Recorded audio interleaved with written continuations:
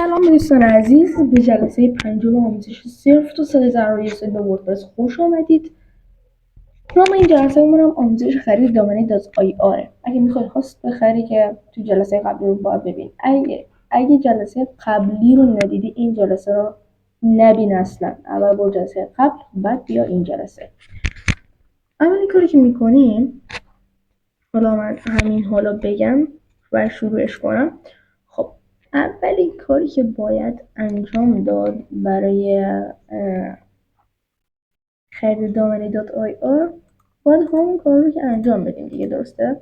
مثلا من دارم میام اینجا مثلا 7 هاست رو پیدا میکنم. 7 هاست. خب حالا همین بازم آورد. خب اینجا ثبت دامنه رو میزنم.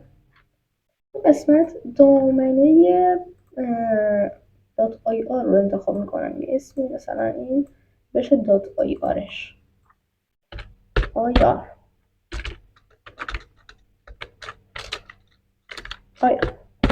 خب این قسمت جستجو رو میزنم. خب باشه دیگه، بله افزوده میزنم.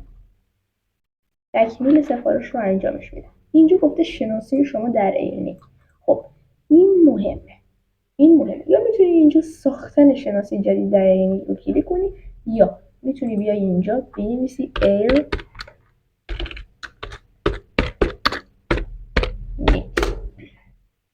درسته، وارد سایت ارنینگ میشه. برای دامنه های .ir گفتم تا 24 ساعت امکان داره، چون مثلا کسانی تو ارنینگن یا نگاه میکنه که سایت شما دامنه شما چطوره، دامنه شما چطوره، برای هم میبینن. خب ما وقتی ارنینگ رو سرچ کردیم مشخصه های شناسه و ساختن شناسه کاربری رو کلیکش میکنیم.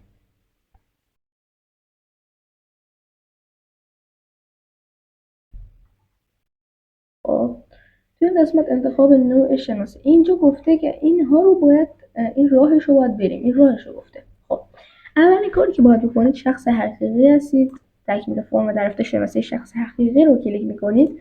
شرکت، مؤسسه یا نهاد غیر دولتی هر کدوم جای خودش رو کلیک میکنید. اگه هستید من شخص حقیقی ام و تکمیل فرم و درفت شناسه رو میزنم. توی قسمت پست الکترونیک یه آدرسی، مثلا ایمیل خودتون رو باید اینجا بذارید. آدرس ایمیل خودتون رو یک لحظه من اینجا آدرس ایمیلم رو بنویسم.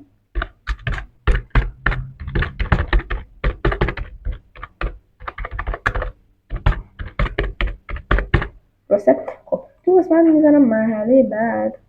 خب چی گفته؟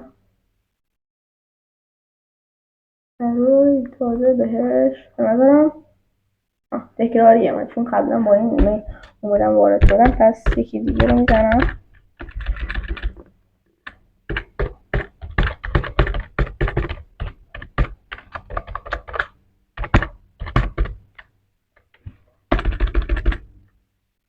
gmail.com.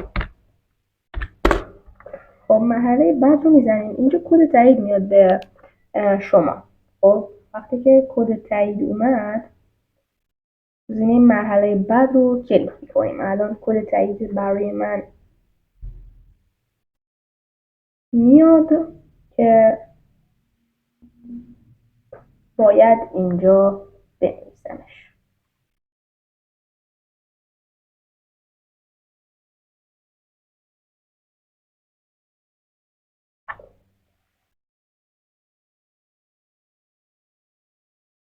حالا کد تایید اومده 341 845 845.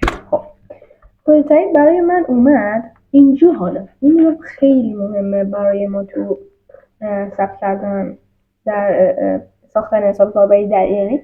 ناممون رو اینجا گفته به انگلیسی باید وارد کنیم. مثلا من میذارم انگلیسی دیگه، باید 100% انگلیسی باشه و همینطور که این مثال گفته باید پیش برید. علی رضا، یعنی این حروف بزرگ و کوچیک رو باید رعایت کرد.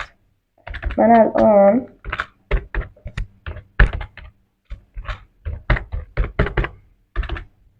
محمد مهدی.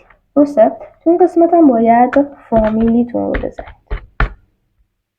تو این قسمت اگه سازمان چیزی بودید که من اینجا خالی میذارم، هیچ سازمان چیزی نیستم، نام به فارسی اینجا می نویسم.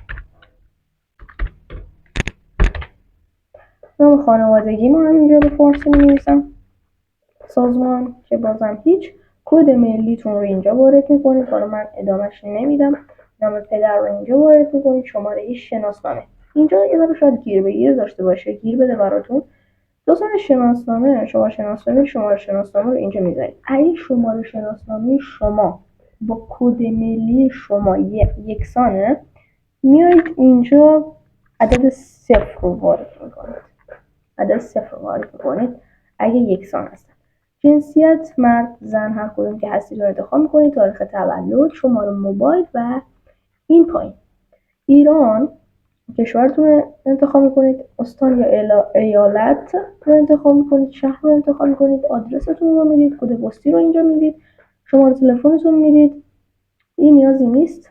پرسش محرمانه اساس نیست. اینجا گفته این فیلم صبور فروز بزرگ کوچیک اساس نیست. مثلا میتونید اینجا بنویسید که مثلا what was the name of your first school.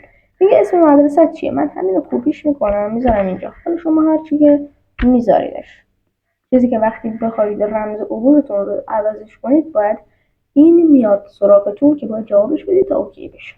اینجا من پیستش میکنم. اینجا مینویسم مثلا مکان مدرسه‌تون. what was the name of your first school. نام مدرسه‌تون چیه. مثلا من یه چیزی رو مثلا مینویسم. چی بنویسیم؟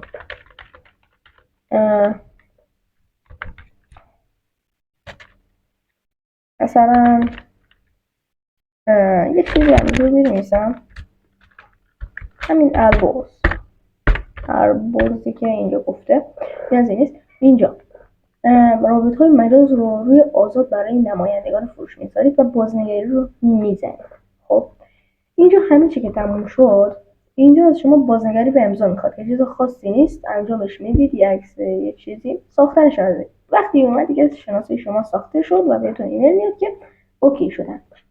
وقتی که ساختید دیگه تنها راهی که سخته براتون همین شماره گزینه 4 هستش. این دیگه هیچ خاصی نیست. هم چیز خاصی نیستش.